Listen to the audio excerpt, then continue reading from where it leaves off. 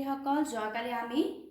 বিবৰ্তনৰ ৰাসায়নিক বিবৰ্তনৰ বিষয়ে পঢ়িলো নহয় জানো ৰাসায়নিক বিবৰ্তনত কেনেকৈ অনুসম বৃহৎ কণিকাবোৰৰ সৃষ্টি হয় আজি আমি পঢ়িম জৈৱ বিবৰ্তনৰ বিষয়ে জৈৱ বিবৰ্তনত কেনেকৈ জীৱৰ সৃষ্টি হৈছিল তাৰ বিষয়ে এটা আমি ধাৰণা কৰিব পাৰোঁ আমি ইতিমধ্যে ৰাসায়নিক বিবৰ্তনত কি পাইছিলো যে বহু শৰ্কৰা স্নেহ দ্ৰব্য প্ৰটিন নিউক্লিক এসিড আদি বৃহৎ অণুবিলাক গঠন হৈছিল জটিল অণুবিলাক সেই অণুবিলাক লগ লাগি প্ৰথমতে এক ধৰণৰ জীৱ গঠন হৈছিল এইবিলাক দেখিবলৈ কেনেকুৱা আছিল ফেন সদৃশ আছিল কণিকা আৰু সেইবিলাক আৱৰণহীন আছিল আৰু সেইবিলাকক আমি নাম দিছে কছ আৰু ভেদ হৈছে প্ৰথম এনেকুৱা জীৱ যিবিলাক বিভাজনশীল আছিল আৰু আৱৰণশীল নাছিল সিহঁতে আৱৰণহীন আছিল অৰ্থাৎ সিহঁতৰ আৱৰণ নাছিল আৰু ইহঁতৰ কি আছিল ইহঁতে ফেন সদৃশ একদম সৰু সৰু কণিকা আছিল আৰু ইহঁতৰ ভিতৰত কিছুমান কলয়ত সৃষ্টি কৰিব পাৰে আৰু ইহঁতে ক'ৰ পৰা শক্তি আহৰণ কৰিছিলে ইহঁতে সূৰ্যৰ পৰা শক্তি আহৰণ কৰিছিলে অৰ্থাৎ ইহঁতৰ কাৰণে যি বৃদ্ধিৰ কাৰণে বা বিভাজনৰ কাৰণে যি শক্তিৰ প্ৰয়োজন হয় সিহঁতে সৌৰ শক্তিৰ পৰা আহৰণ কৰিছিলে তাৰপিছত ক্ৰমান্বয়ে কি হৈছিলে কছাৰ ভেদবিলাকৰ পৰা কি হ'ব ধৰিছিলে এনেকুৱা কিছুমান নিউক্লিক এচিডে কি কৰিব নিয়ন্ত্ৰণ কৰিব পাৰিছিলে আমি সকলোৱে জানো যে আমাৰ সকলো কোষেতৰ সকলো কাম কোনে নিয়ন্ত্ৰণ কৰে কোষ কেন্দ্ৰৰ কোনটো পাৰ্টে নিয়ন্ত্ৰণ কৰে ক্ৰমজমত কি থাকে ডিএনএ অৰ্থাৎ নিউক্লিক এচিডসমূহে আমাৰ কোষবিলাকক নিয়ন্ত্ৰণ কৰি থাকে যেতিয়া নিউক্লিক এচিডসমূহে নিয়ন্ত্ৰণ কৰিব পৰা হ'ল তেতিয়া লাহে লাহে কি হ'ল জীৱ সদৃশ কণিকাবিলাকৰ আমাৰ সৃষ্টি হ'ল কছাৰ ভিতৰত আমি জীৱ সদৃশ কণিকা পাম যিবিলাকৰ আৱৰণ থাকিব সেই আৱৰণখন কিহেৰে গঠিত হ'ব প্ৰটিন আৰু স্নেহ দ্ৰব্য পদাৰ্থৰে কি হৈছিলে আৱৰণখন গঠন হৈছিলে গঠন হৈ আমি কিছুমান পৰপুষ্ট জীৱ পাম যিবিলাক আৱৰণযুক্ত আৰু সিহঁতে কিন্তু সূৰ্যৰ পৰা পুষ্টি লাভ কৰা নাছিলে সিহঁতে পুষ্টি লাভ কৰিছিলে ক'ৰ পৰা সাগৰৰ পানীৰ পৰা সিহঁতে পুষ্টি লাভ কৰিছিলে আৰু তেনেকৈ সিহঁতে বৃদ্ধি আৰু বিকাশ ঘটাইছিল সেই পৰপুষ্ট এই জীৱবিলাক আছিলে এককোষী সেই পৰপুষ্ট আৱৰণযুক্ত জীৱবিলাকৰ পৰা সময়ত সপুষ্ট জীৱ সৃষ্টি হৈছিলে আৰু পৰপুষ্ট জীৱ আছিলে সপুষ্ট জীৱবিলাক কি আছিলে যিবিলাকে কি কৰিব পাৰিছিলে অক্সিজেনৰ উপস্থিতিত নিজৰ খাদ্য নিজে প্ৰস্তুত কৰিব পাৰিছিলে সেইকাৰণে সপুষ্ট জীৱ বুলি কওঁ কাৰণ পৰিৱেশৰ সলনি হৈ আছিলে আৰু লগে লগে কি হৈছিলে বায়ুমণ্ডলত অক্সিজেনৰ পৰিমাণ বাঢ়ি গৈছিলে অক্সিজেনৰ পৰিমাণ আহি গৈছিলে অক্সিজেন বায়ুমণ্ডলত পোৱা গৈছিল যোৱাৰ লগে লগে কি হৈছে সপুষ্ট জীৱৰ সৃষ্টি হৈছিলে এই পৰপুষ্ট জীৱৰ পৰা সপুষ্ট জীৱ সৃষ্টি হৈছিল আৰু সপুষ্ট আৰু পৰপুষ্ট জীৱৰ পৰা বহুমুখী আমি অনেক জীৱসমূহ পাওঁ অৰ্থাৎ আমি দেখিম যে ৰাসায়নিক বিবৰ্তনৰ জৰিয়তে সৃষ্টি হোৱা এই বৃহৎ কণিকাবোৰ লগ লাগি আচলতে এসময়ত বৰ্তমানৰ জীৱসমূহ পোৱা গৈছে এইটোৱে হৈছে জৈৱ বিবৰ্তনৰ কেনেকৈ জীৱৰ সৃষ্টি হ'ল সেই বিষয়ে কিছু ধাৰণা এতিয়া এই যে জৈৱ বিবৰ্তন হৈ আছে বুলি কৈছোঁ আমি বিবৰ্তন সম্বন্ধে আমি ক'ব লাগিলে নিশ্চয় আমাক কিছুমান প্ৰমাণ লাগিব যিবোৰ প্ৰমাণে আমাৰ বিবৰ্তনক যে হ'ব যে হয় এনেকুৱাকৈ বিবৰ্তন হৈছিলে বা এনেকৈ ক্ৰমবিকাশ হৈ আজিৰ আমি যিবিলাক জীৱ দেখা পাইছোঁ সেইবোৰ পাইছোঁ সেইবিলাকৰ বিষয়ে আমি কিছুমান সাক্ষ্য চাওঁ আহা যে জৈৱ বিবৰ্তনৰ কিছুমান ধাৰণা বা তাৰ কিছুমান আমি প্ৰমাণ আমি চাওঁ এইবাৰ আমি সেইখিনি পঢ়িম ঠিক আছে আমি চাম বিবৰ্তন সম্বন্ধত প্ৰথমটো আমি সাক্ষ্যলৈ আমি গৈছোঁ কেনেকৈ আমি বিবৰ্তনৰ সম্পৰ্কে অধিক জানিব পাৰিম নহয় জানো বিবৰ্তনৰ জানিব লাগিলে আমি কিছুমান আমাৰ প্ৰমাণ লাগিব তেতিয়া আমি গম পাম যে এনেকুৱাকৈ আমাৰ বিবৰ্তন হৈছিলে বা আগতে এনেকুৱা জীৱবোৰ আছিলে বা তাৰ পৰা এনেকুৱা সৃষ্টি হৈছে গতিকে আমি সেইটোলৈ যাওঁতে আমি প্ৰথমটো আমি আহিছোঁ তুলনামূলক অংগ সংস্থান আৰু কণা সংস্থান ভিত্তিক সাক্ষ্য অৰ্থাৎ আমি অংগসমূহ আমি তুলনামূলক অধ্যয়ন কৰিম তেতিয়া আমি গম পাম যে একচুৱেলি ইয়াৰ পৰাই কোনটোৰ পৰা কি সৃষ্টি হৈছিলে সেইবিলাকৰ বিষয়ে আমি এটা আইডিয়া কৰিব পাৰিম এতিয়া প্ৰথমটো হৈছে সমসংস্থ অংগ মানে হৈছে যি অংগসমূহৰ উৎপত্তি একে কিন্তু কাম বেলেগ সেইবিলাক আমি সমসংস্থ অংগ বুলি কওঁ যেনে তোমালোকে চাবলৈ গম পাবা যে চৰাই দেউকা ঘোঁৰা বাদুলি দেউকা বান্দৰৰ আগঠেং তিমি মাছৰ অগ্ৰস্ত ফান বা গাহৰিৰ আগঠেং এই সকলোবিলাকে হৈছে সমসংস্থ অংগ মানুহৰ হাতখনো আহিব এই সকলোবিলাকে কি সমসংস্থ অংগ ইহঁতক যদি আমি ভালকৈ চাওঁ তেতিয়াহ'লে আমি দেখিম যে এই অংগসমূহত থকা কিছুমান হাড় এই প্ৰত্যেক আমি দেখিছোঁ ইয়াতে কিছুমান হাড় যেনে হিউমেৰাছ হওক বা আগডাল হাড় ৰেডিয়াছ এণ্ড আলনা আৰু মেটাকাৰ্পেলছ এইবিলাক গোটেইবিলাক কি হয় প্ৰত্যেকৰ ক্ষেত্ৰতে আমি দেখা পাম প্ৰত্যেকৰ ক্ষেত্ৰতে ইয়াত তোমালোকে চোৱা কেনেকৈ দেউকাখন কেনেকৈ আছে যেনে 1 2 3 4 5টা আঙুলিৰ নিচিনাকৈ আছে ইয়াতো কি আছে 5টা আঙুলি নিচিনা আমি দেখি পাইছোঁ ইয়াতো ফানখনত আমি দেখিছোঁ 5টা আঙুলিৰ নিচিনাকৈ আছে আৰু প্ৰত্যেকৰে সৃষ্টিটো এনেকুৱা হৈছে এডাল হাড়ৰ পৰা কি হৈছে দুডাল আৰু হাড় লগ লাগিছে, লগ লাগি এনেকুৱা আঙুলিৰ নিচিনা এনেকুৱা কিছুমান আমি অংগ দেখি পাইছোঁ। প্ৰত্যেক পাঁচটা আছে হয়নে? গতিকে এই গোটেইবিলাকৰ গঠনবোৰ চাই লক্ষ্য কৰিবা যে প্ৰত্যেকৰে গঠন কিন্তু এনেকুৱা ষ্টাইলৰ হৈছে হয়নে? চ' ইয়াৰ পৰা আমি কি গম পাওঁ যে এই সকলোৰে উৎপত্তি স্থান একে, উৎপত্তি সিহঁতৰ মৌলিক গঠন একে ধৰণৰ, এই একেকেইডাল হাড়েৰে সিহঁতে সৃষ্টি হৈছে হয় নহয়? গতিকে ইহঁতৰ তেনেহ'লে কি হৈছে কিয় আমি বেলেগ বেলেগ কামত লগাইছে? কাৰণ ইহঁতে হয়তো পৰিৱেশৰ লগত খাপ খাবৰ কাৰণে বিভিন্নতাই বিভিন্ন কাম কৰিছে। বাদুলি দেউকাহঁতে বাদুলিয়ে উৰিব পাৰে, বা বান্দৰৰ আগঠাইহঁতে সি খোজ কাঢ়িব পাৰে, তিৰি মাছৰ অগ্ৰস্ত ফানৰ সৈতে কি কৰিব পাৰে, সি সাঁতুৰিব পাৰে। ঠিক তেনেকৈ গাহৰি আগঠেঙৰ সৈতে সিহঁতে খোজ কাঢ়িব পাৰে, বা মানুহৰ হাতৰ সৈতে আমি কাম কৰিব পাৰোঁ। প্ৰত্যেকৰে কামবিলাক বেলেগ বেলেগ, কিন্তু সিহঁতৰ উৎপত্তি স্থান একে। চ' এই সমস্ত অংগই বিবৰ্তন সম্পৰ্কে অধিক আমাক তথ্য দিব পাৰে যে হয় যে সময়ৰ লগে লগে পৰিৱৰ্তিত পৰিৱেশৰ লগত খাপ খাবলৈ এই সকলোবিলাকে কিছুমান পৰিৱৰ্তন কৰিছিলে। সিহঁতৰ পৰিৱেশৰ লগত খাপ খাবলৈ কিছুমানে উৰিব খুজিছিলে, বা কিছুমানে দৌৰিবৰ কাৰণে ব্যৱহাৰ কৰিছিলে, বা কিছুমানে কাম কৰিবৰ কাৰণে হাতেৰে। গতিকে প্ৰত্যেকৰ ক্ষেত্ৰতে আমি এইবিলাক দেখিম কাম বেলেগ বেলেগ, কিন্তু সিহঁতৰ উৎপত্তি স্থান একে, প্ৰত্যেকৰে গঠনবিলাকৰ একে। এনেকুৱা ধৰণৰ সিহঁতে গঠন হৈছে। কেইডালমান হাড় গোটেইবিলাকতে আমি কিছুমান হাড় একে ধৰণৰ দেখা পাওঁ। গতিকে সমস্ত অংগই বিবৰ্তনৰ সম্পৰ্কে অধিক আমাক তথ্য দিব পাৰে। আৰু ইয়াত আমাক কয় যে প্ৰত্যেকৰে উৎপত্তি হয়তো একেটা উৎসৰ পৰা হৈছিলে। মানে কি ক'ব বিচাৰিছো যে হয়তো পূৰ্বপুৰুষবিলাক প্ৰত্যেকৰে পূৰ্বপুৰুষবিলাক একে আছিলে, আৰু তাৰ পৰাহে ক্ৰমাগতভাৱে পৰিৱেশৰ লগত খাপ খুৱাই চলিবলৈ ইহঁতৰ বিভিন্ন পৰিৱৰ্তন হৈছে, বা ইহঁতৰ অংগসমূহৰ বিভিন্ন পৰিৱৰ্তন হৈছে। গতিকে আমি ক'ব পাৰোঁ যে এটা বস্তুৰ পৰা হয়তো এইবিলাক একেটা উৎসৰ পৰাই হয়তো ইহঁত সৃষ্টি হৈছে। উৎস হয়তো চবৰে একেটাই হ'ব পাৰে। বুজি পালা নে? এইটো হৈছে সমস্ত অংগ, সিয়ে আমাক বিবৰ্তন সম্পৰ্কে আমাক কিছু ভাল ধাৰণা দিব পাৰে। ঠিক তেনেকৈ সমবৃত্তি অংগ, সমস্ত অংগটো বুজি পালা? তো সমবৃত্তি অংগ আমি পাম। এইবাৰ আমি সমবৃত্তি অংগৰ বিষয়ে পঢ়িম।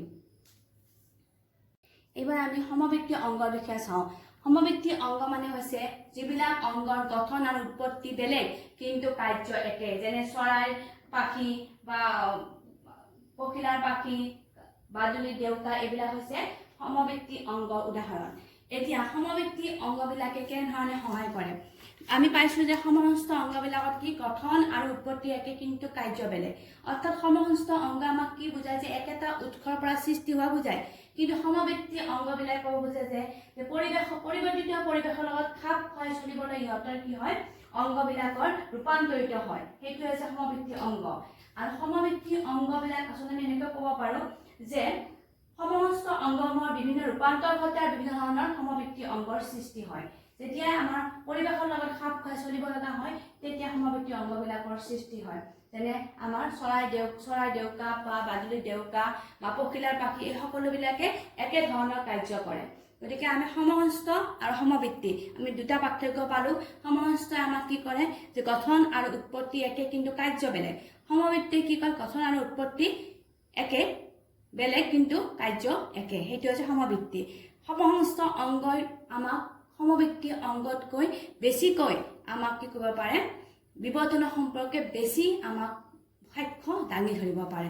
সেইটো বেছি ৰিয়েল হয়। ঠিক আছে, এইটো হৈছে সমবৃত্তি অংগৰ বিষয়ে। আমাৰ হৈছে মেৰুদণ্ডী প্ৰাণী হৃদপিণ্ড আৰু মস্তিষ্কৰ গঠন। আমি যদি মেৰুদণ্ডী প্ৰাণী হৃদপিণ্ড আৰু মস্তিষ্কৰ গঠন যেনে মাছ, ভেকুলী, সৰীসৃপ, চৰাই আৰু মানুহ, এই সকলোবিলাকৰ যদি আমি অধ্যয়ন কৰোঁ হৃদযন্ত্ৰ বা মস্তিষ্কৰ গঠনৰ বিষয়ে, তেতিয়াহ'লে আমি দেখিম যে এইবিলাকৰ গোষ্ঠী নিশ্চয় একেটাই আছিলে। যেনেকৈ মাছ, এতিয়া আমি হৃদযন্ত্ৰ যদি চাওঁ মাছৰ হৃদযন্ত্ৰৰ দুটা কোঠালি বিভক্ত হৈ আছে, অলিণ্ড আৰু নিলয়। ঠিক আছে, কিন্তু মাছৰ পিছত ভেকুলীৰ কি হৈছে, অলিণ্ডটো আকৌ দুটা কোঠালি বিভক্ত হৈছে আৰু এটা নিলয় পোৱা গৈছে। অৰ্থাৎ ইয়াতে অলিণ্ড আৰু নিলয় কি আছিলে, এটা অৰ্থাৎ হৃদযন্ত্ৰটো দুটা কোঠালি বিভক্ত হৈ আছিলে, কিন্তু ভেকুলীৰ ক্ষেত্ৰত আমি দেখিছোঁ যে হৃদযন্ত্ৰটো তিনিটা কোঠালি বিভক্ত হৈছে। তাৰপিছতটো হৈছে সৰীসৃপত আমি কি দেখিছোঁ যে ইয়াতে অলিণ্ড দুটা কোঠালি বিভক্ত হৈ আছে আৰু নিলয়টোও দুটা কোঠালিত অসম্পূৰ্ণভাৱে বিভক্ত হৈ আছে। অৰ্থাৎ লাহে লাহে কি হৈছে, সৰীসৃপটো কি আৰম্ভ কৰিছিলে যে চাৰিটা কোঠালিযুক্ত হ'বলৈ আৰম্ভ কৰিছিলে। তাৰপিছত আমি যদি চাওঁ তেতিয়া আমি দেখিম যে চৰাই আৰু মানুহ এই দুটা ক্ষেত্ৰত আমি কিমান দেখিম যে অলিণ্ড আৰু নিলয় চাৰিটা অলিন্দ আৰু নীলাই মিলি 4টা কোঠালি সৃষ্টি কৰিছে অৰ্থাৎ হৃদযন্ত্ৰৰ 4টা কোঠালি 2টা অলিন্দ থাকে আৰু 2টা নীলয় থাকে সো আমি এনেকৈ যদি চাওঁ আমি দেখিম যে ক্ৰমাগতভাৱে মাছৰ পৰা ভেকুলী সৰসীপ হৈ চৰাই মানুহলৈ ক্ৰমাগতভাৱে সৰল অৱস্থাৰ পৰা জটিল অৱস্থালৈ সৃষ্টি কৰিছে হৃদযন্ত্ৰটো 4 কোঠালিযুক্ত হৈছে কিয় 4 কোঠালিযুক্ত হৈছে কাৰণ যিমানে জটিল হৈছে সিমানে সিহঁতে কি কৰিব পাৰিছে যে পৰিশোধিত আৰু দূষিত তেজৰ যাতে সংমিশ্ৰণ নহয় এই ক্ষেত্ৰত এই সংমিশ্ৰণ নহবৰ কাৰণে কি কৰিছে ইয়াতে 4 কোঠালিযুক্ত হৈ পৰিছে ইয়াতে পৰিশুদ্ধ তেজ কি নহয় সংমিশ্ৰণ হ'ব পাৰে কিন্তু এই ক্ষেত্ৰত আমাৰ সংমিশ্ৰণ নহয় আমাৰ বাও অলিন্দৰে সোমোৱা তেজ বিশুদ্ধ তেজ বাও নীলৰে ওলাই যায় আকৌ সু অলিন্দৰে আমাৰ কি হ'ব অশুদ্ধ তেজ সোমাব অলিন্দত সোমাই নীলৰে আকৌ ওলাই কলৈ যাব হাওঁফাওঁলৈ গৈ বাহিৰলৈ ওলাই যায় গতিকে আমাৰ তেজখিনি দুটা অলিন্দ আৰু নীলয় বা এই অলিন্দ এই নীলয় এই দুটাই বেলেগ বেলেগ কামত লাগি থাকে অৰ্থাৎ বিশুদ্ধ আৰু অশুদ্ধ তেজ পৃথক হৈ থাকে গতিকে আমি দেখিব পাৰোঁ যে মেৰুদণ্ডী প্ৰাণীৰ ক্ষেত্ৰত আমাৰ এইবিলাকে এটা ধাৰণা দিয়ে যে হয়তো আমাৰ সৰল অৱস্থাৰ পৰা জটিল অৱস্থাৰ সৃষ্টি হৈছিলে পৰিৱৰ্তিত পৰিৱেশৰ লগত খাপ খুৱাই চলিবৰ কাৰণে যাতে উন্নত আৰু অধিক উন্নত আৰু জটিল জীৱৰ সৃষ্টি হ'ব পাৰে সেইকাৰণে বা আমি যদি মস্তিষ্কৰ গঠন লক্ষ্য কৰোঁ তেতিয়া আমি দেখিম যে মাছৰ পৰা মানুহলৈকে মস্তিষ্কৰ যিটো আদিকলা মৌলিক গঠন সিহঁতৰ একে হয় কিন্তু মাত্ৰ সিহঁতৰ জটিলতাবোৰ বেলেগ বেলেগ মানুহ হোৱাৰ লগে লগে মস্তিষ্কৰ গঠন আৰু বেছি জটিল হৈছে কিন্তু মৌলিক গঠন সিহঁতৰ গোটেইবোৰৰে একে গতিকে আমাক মেৰুদণ্ডী প্ৰাণী আমি হৃদপিণ্ড আৰু মস্তিষ্কৰ গঠনৰ পৰা আমি এটা ধাৰণা কৰিব পাৰোঁ যে এই সকলো যেনে পূৰ্বপুৰুষ বা সিহঁতে একেটা গোষ্ঠীৰ পৰাই সৃষ্টি হৈছিল বুলি আমি ধাৰণা কৰিব পাৰোঁ অংগ সংস্থান আৰু কলা সংস্থান ভিত্তিক সাক্ষ্যৰ আমাৰ ৰাষ্ট্ৰটো হৈছে লুপ্তপ্ৰায় অংগৰ সাক্ষ্য লুপ্তপ্ৰায় অংগৰ সাক্ষ্য মানে হৈছে যিবিলাক ধৰা কিছুমান আমাৰ অংগ থাকে যিবিলাক অন্য প্ৰাণীৰ কাৰণে দৰকাৰী কিন্তু অন্য প্ৰাণীৰ কাৰণে দৰকাৰী নহয় সেইবিলাক আমি লুপ্তপ্ৰায় অংগ বুলি কওঁ যেনে আমাৰ একেবাৰে সহজ উদাহৰণ হৈছে এপেণ্ডিক্স আমাৰ কিছুমান মানুহে আমি দেখা পাওঁ যে এপেণ্ডিক্সটো অপাৰেশ্যন কৰি ওলাই দিয়ে বা এপেণ্ডিক্সৰ বিষ হয় কিন্তু এপেণ্ডিক্সৰ আমাৰ দেহত কাম আছেনে নাই একচুৱেলি এপেণ্ডিক্সৰ আমাৰ দেহত কাম নাথাকে এইবিলাক তৃণভোজী প্ৰাণীবিলাকৰ ক্ষেত্ৰত কাম থাকে কাৰণ এপেণ্ডিক্সৰ কামটো কি হৈছে ইহঁতে চেলুলোজ পাচনকাৰী বিক্ৰিয়া ইহঁতে ক্ষৰণ কৰে চেলুলোজ পাচনকাৰী বিক্ৰিয়া এই চেলুলোজ ক'ত থাকে চেলুলোজ থাকে উদ্ভিদবিলাকত চেলুলোজেৰে গঠিত হয় নহয় চেলুলোজ ইজ কাৰ্বহাইড্ৰেট জটিল কাৰ্বহাইড্ৰেট সো চেলুলোজ কি হয় উদ্ভিদৰ দেহত থাকে গতিকে যেতিয়া আমি যেহেতু খাদ্যবিলাক ৰান্ধি খাওঁ হয় নহয় ৰান্ধি খোৱাৰ কাৰণে আমাৰ এই চেলুলোজ পাচনকাৰী আমাক এইটো দৰকাৰ নহয় এই চেলুলোজ পাচনকাৰী আমাৰ বেক্টেৰিয়াটোৰ প্ৰয়োজন নহয় কিন্তু যিবিলাক জীৱই উদ্ভিদবোৰ ডিৰেক্টলি খায় তেনেকুৱাবিলাকক এপেণ্ডিক্সৰ প্ৰয়োজন আছে সেইকাৰণে তৃণভোজী জীৱবিলাকৰ যিবিলাক জীৱ তৃণভোজী সেইবিলাকৰ ক্ষেত্ৰত আমি দেখিম যে এপেণ্ডিক্সটোৰ থাকিব আৰু এপেণ্ডিক্সৰ ক্ষেত্ৰত কাম আছে সিহঁতে এই চেলুলোজ পাচনকাৰী বেক্টেৰিয়া সহায়ত সিহঁতে উদ্ভিদৰ পৰা চেলুলোজটো সিহঁতে পাচন কৰায় কিন্তু মানুহৰ ক্ষেত্ৰত প্ৰয়োজন নহয় যিটো আমি ৰান্ধি খাওঁ বা মাংসাহাৰী প্ৰাণীৰ ক্ষেত্ৰতো প্ৰয়োজন নহয় গতিকে আমাৰ দেহত এইটো একেবাৰে এটা সৰু অংগ হিচাপে থাকে গতিকে ইয়ে কি কৰে এইটোৱে প্ৰমাণ কৰে যে এইবিলাক একেটা গোষ্ঠীৰ পৰা হৈছিলে আৰু কিছুমানক কিছুমানৰ প্ৰয়োজন আছে আৰু কিছুমানৰ প্ৰয়োজন নহয় খাদ্যৰ বেলেগ হোৱাৰ লগে লগে সেই বস্তুটো ব্যৱহাৰো নোহোৱা হৈ যায় যেনেকৈ তৃণভোজী প্ৰাণীটো ব্যৱহাৰ কৰি আছে যিহেতু সিহঁতে খাদ্য ৰান্ধি নাখায় কিন্তু মানুহৰ ক্ষেত্ৰত সিহঁতে ৰান্ধি খায় বা সিহঁতে মাংস খায় গতিকে সিহঁতৰ এপেণ্ডিক্সৰ কি নহয় মাংসাহাৰী জীৱবিলাকৰ ক্ষেত্ৰত সিহঁতৰ এপেণ্ডিক্সটো ইমান প্ৰয়োজন নাথাকে সেইটো লুপ্তপ্ৰায় অংগ বুলিয়ে ক'ব পাৰি ঠিক তেনেকৈ উদ্ভিদৰ ক্ষেত্ৰতো তেনেকুৱা আমি লুপ্তপ্ৰায় অংগ দেখা পাওঁ যেনে কিছুমান কাণ্ডত পাত গাঁঠি আৰু পাত থকাৰ প্ৰয়োজন নাই যদিও লুপ্তপ্ৰায় পাত গাঁঠি আৰু পাবৰ আমি চিহ্ন দেখা পাওঁ গতিকে এইবিলাকে বুজায় যে সেইবিলাক আছিল কিন্তু পৰিৱৰ্তিত পৰিৱেশৰ লগত খাপ খুৱাই চলন্তে সেইবিলাক নলগা হৈ গ'ল কিন্তু সেইবিলাকৰ আমি চিনস্বৰূপে আমি কিছুমান দেখা পাই থাকোঁ লুপ্তপ্ৰায় অংগৰ সাক্ষ্য আমাক ক'ব পাৰে যে হয়তো কিছুমান একে ধৰণৰ একেটা গোষ্ঠীৰ পৰা সৃষ্টি হৈছিলে আৰু কালক্ৰমত ব্যৱহাৰৰ প্ৰয়োজন অনুসাৰে বস্তুবিলাকৰ অংগবিলাকৰ ব্যৱহাৰ নহৈছিল এপেণ্ডিক্সটো তেনেকুৱা ব্যৱহাৰ নোহোৱাৰ কাৰণে ই সৰু হৈ গৈছিলে গতিকে আমাৰ দেহত কি লুপ্তপ্ৰায় অংগ কিন্তু তৃণভোজী ক্ষেত্ৰত সি দৰকাৰী কিন্তু আমি এইটো ক'ব পাৰোঁ যে মানুহ আৰু সেই তৃণভোজী জীৱবিলাক হয়তো একেটা গোষ্ঠীৰ পৰা উৎপত্তি হৈছিলে, কিন্তু মানুহৰ খাদ্যাভ্যাস সলনি হোৱাৰ কাৰণে এপেণ্ডিক্সটো লাহে লাহে সৰু হৈ গ'ল বা সেই লুপ্তপ্ৰায় অংগত পৰিণত হ'ল। কিন্তু তৃণভোজী ক্ষেত্ৰত সেইটো এতিয়াও প্ৰয়োজনীয় হৈ আছে। চ' লুপ্তপ্ৰায় অংগৰ সাক্ষ্যৰ দ্বাৰা আমি কি গম পাওঁ যে বিবৰ্তন সম্পৰ্কে আমি ধাৰণা এটা সৃষ্টি কৰি ল'ব পাৰোঁ। নেক্সট আমি লৈছোঁ, আমি তুলনামূলক অংগ সংস্থানৰ পিছত আমি নেক্সট আমাৰ আহিছে যেটো আমাৰ বিবৰ্তনৰ সাক্ষ্য বহন কৰে, সেইটো হৈছে সংযোগী জীৱ। সংযোগী জীৱ মানে হৈছে দুই ধৰণৰ যদি প্ৰাণীৰ মাজত যদি আমাৰ কি হয় সংযোগ সাধন কৰে, প্ৰাণী হ'ব পাৰে কিন্তু উদ্ভিদ হ'ব পাৰে, অকল প্ৰাণীয়ে নহয় উদ্ভিদৰ মাজতো কি হ'ব পাৰে, দুই ধৰণৰ মাজত কি হ'ব পাৰে সংযোগ স্থাপনকাৰী উদ্ভিদ থাকিব পাৰে বা প্ৰাণী থাকিব পাৰে, যিয়ে আমাক বিবৰ্তনৰ ক্ষেত্ৰত ধাৰণা দিয়ে। যেনেকৈ আমাৰ পেৰিপেটাছ, উদাহৰণটো পেৰিপেটাছ যিয়ে বলয়ী আৰু সন্ধিবলী দুয়োটা প্ৰাণীৰে সিহঁতে কি কৰে চৰিত্ৰ বহন কৰে। গতিকে পেৰিপেটাছক আমি কি ক'ব পাৰোঁ সংযোগী প্ৰাণী বুলি ক'ব পাৰোঁ। আৰু হয়তো বলয়ী প্ৰাণীৰ পৰাই সন্ধিবলী প্ৰাণীৰ সৃষ্টি হৈছিলে, সেইকাৰণে সি দুয়োটাৰে চৰিত্ৰ বহন কৰিছে। বা নেক্সট এটা উদাহৰণ হৈছে প্লেটিপাছ